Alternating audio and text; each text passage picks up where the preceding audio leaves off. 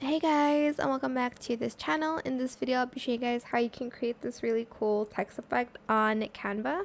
So I'm just going to type in pink because I like the color pink. Maybe it should be longer.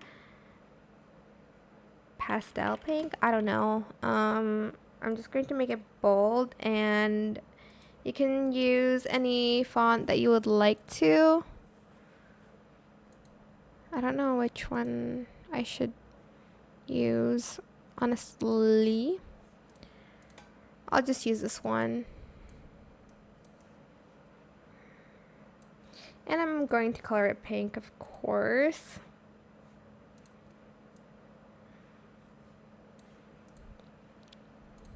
Copy and paste that.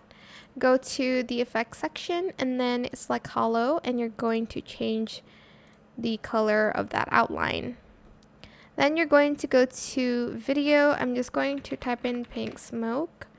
Go to videos and find one where it's like a quite transparent background. Like quite light background. Then you're going to select background remover on it. Right click, layer, bring to front. Bring forward. There we go. And just make it so that it's behind the outline.